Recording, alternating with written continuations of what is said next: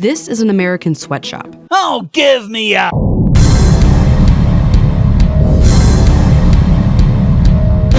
They flourished in the early 1900s when people were desperate for work. When have people not been desperate for work? You throw around words like desperate and sweatshop because they activate people's emotional centers while providing no information whatsoever on what they were actually like. And since there were no regulations on what they had to pay, they paid workers next to nothing. Lie, lie, lie, lie, lie! The fact is, American workers in 1900 were paid far better than any workers in history up to that point. And what morons like the people at Vox do is tell you that workers made about 50 cents an hour and isn't that terrible. They don't tell you that the monthly rent on a 3-room apartment was only about $8. So the U.S. adopted something that had already worked in other countries, a minimum wage. The first U.S. minimum wage law was the Davis-Bacon Act of 1931. Its stated purpose was to keep blacks from getting federal contract work. Congressman William Upshaw complained openly to the Congressional Committee on Labor about, quote, that real problem you are confronted with in any community with an abundance or large aggregation of Negro labor.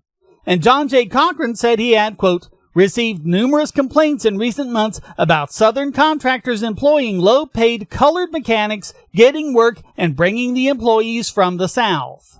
Blacks getting contract work was hated by Democrats in both the North and the South. The act is still in effect and still results in most workers on federally subsidized projects being disproportionately white, skilled union workers.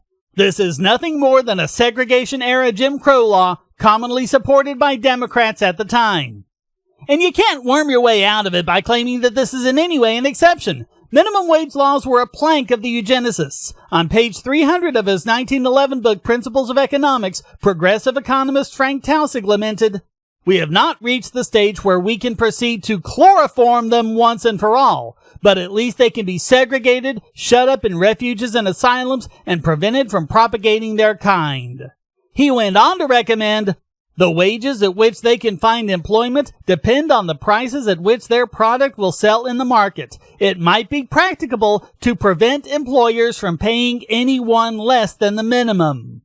Is there anyone here who has a problem with how ticked off I get with knuckleheads like the ones at Vox? They're oh so high and mighty with how much better they are than everyone else while endorsing a policy of racist eugenics. This is a chart of the minimum wage in the United States over the past 60 years. You can see how it's gone up and up and up from $1 an hour in 1960 to $7.25 today. By the way, $1 in 1960 was 0.7 ounces of silver. Today, the price of that amount of silver is around $12. If it hadn't been for your holy government inflating the currency like crazy, that's what they'd be making today in terms of purchasing power. But this chart is actually pretty misleading. If you take the same line but adjust it for inflation, you'll see the problem. Because the problem is inflation, you imbeciles! Every time the minimum wage has been raised, inflation has dragged it right back down. So stop inflating the currency! Why aren't you calling for that? But it doesn't have to be this way. No, we can have sound money. The minimum wage sets the smallest amount that a business anywhere in the country can pay its workers each hour. What it actually does is say that anyone who can't produce that amount of wealth for an employer in an hour isn't legally allowed to have a job. But when that first bill became law in 1938... Notice how they're just skipping 1931. Yeah. But even the 1938 law doesn't help them. According to Thomas Sowell's book Basic Economics, quote, from the late 19th century on through the middle of the 20th century, the labor force participation rate of American blacks was slightly higher than that of American whites. In other words, blacks were just as employable at the wages they received as whites were at their very different wages. The minimum wage law changed that. Before federal minimum wage laws were instituted in the 1930s, the black unemployment rate was slightly lower than the white unemployment rate in 1930. But then followed the Davis-Bacon Act of 1931, the National Industry Recovery Act of 1933, and the Fair Labor Standards Act of 1938, all of which imposed government-mandated minimum wages. By 1954, black unemployment rates were double those of whites and have continued to be at that level or higher. The usual explanations of high unemployment among black teenagers, inexperience, less education, lack of skills, racism, cannot explain their rising unemployment, since all these things were worse during the earlier period when black teenage employment was much lower. Imagine how much smoother that could all go if the minimum wage just kind of went up over time. Well, we don't have to imagine it. In France, they automatically raise their minimum wage every single year. Yeah, and they've had double-digit unemployment for how many decades? Oh, why don't you look at Brazil, where indexing wages to inflation led to hyperinflation, or similar failings in Argentina, Venezuela, and many other places. They cherry-picked a few countries where they could make it appear as though this was a benefit, while not showing you other countries where it was a failure. They also didn't show you things like the unemployment and inflation rates in those countries. They also didn't mention countries like Sweden, Norway, Italy, Switzerland, Finland, Denmark, Iceland, and Austria that don't even have minimum wage laws. Today, the federal minimum wage is a poverty wage. Funny how everywhere else in the world, poverty wages as defined by the UN are less than $2 a day, not $7.25 an hour.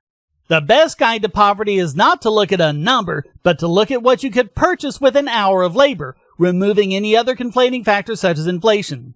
According to the book The Price of Everything by economist Russ Roberts, in 1900, a teacher would have had to work for an hour to make enough money to buy a dozen eggs. 100 years later, that had dropped to 3 minutes. A maid would have had to have worked 3 hours to get a dozen eggs. 100 years later, that dropped to just 6 minutes. In the paper Understanding Poverty in the United States by Rachel Sheffield and Robert Rector, they found that in 2011, 80% of poor households had air conditioning compared to 36% in 1970. 92% of poor households have a microwave, 74% have a car or truck, half have a personal computer, over half have a game console if they have children, on and on. Also, 96% of poor parents said their children never went hungry, and 82% of poor adults said they never went hungry due to a lack of money for food. And it's only gotten better over the last 8 years. This chart shows how much a minimum wage worker makes compared to the average worker in every developed country with a minimum wage. Let's do a real comparison with other countries. According to the same paper, in 2005, the average American had 845 square feet of living space per person. For poor households, that was still 515. That's higher than it is for all households in Austria, Finland, France, Germany, Greece, Ireland, the Netherlands, Sweden, and the UK. In fact, the only European country where the average person has more square feet of living space than the average poor person in America is Denmark, and that's not that much bigger at 553. And before anyone says anything, the amount of money the U.S. government spends on welfare isn't anywhere near enough to achieve this level of prosperity for poor people. It's funny how lefties never seem to want to look at these numbers in any kind of real context. Poor people in America are doing better in pretty much every measure than the average person in Western Europe. Sorry, but the idea that the minimum wage is a poverty wage is a complete load of crap. All these countries have some kind of commission or formula to determine what the minimum wage should be, and they review it every year or two. And then there's the US, who does neither and is dead last. And yet has far richer poor people than those other countries. As I showed, our average poor person is richer than the average person over there. Right now, politicians are yet again debating what the minimum wage should be. Should it be $15, $11, or should it not be raised at all? Well, why not $100? Or $200? Or $10 million? Come on, raise it way up. Don't you care about the poor or something? Or do you know that all minimum wage really does is destroy jobs for the very people you claim to want to help, and is especially bad for minorities? But maybe the solution to this never-ending debate is to take the decision out of politicians' hands. Well, the only way to do that is to put it in the hands of the free market, where it always should be. People are much better off when that happens. Certainly more than they would be by a racist policy designed to benefit the rich and big corporations and keep poor people down.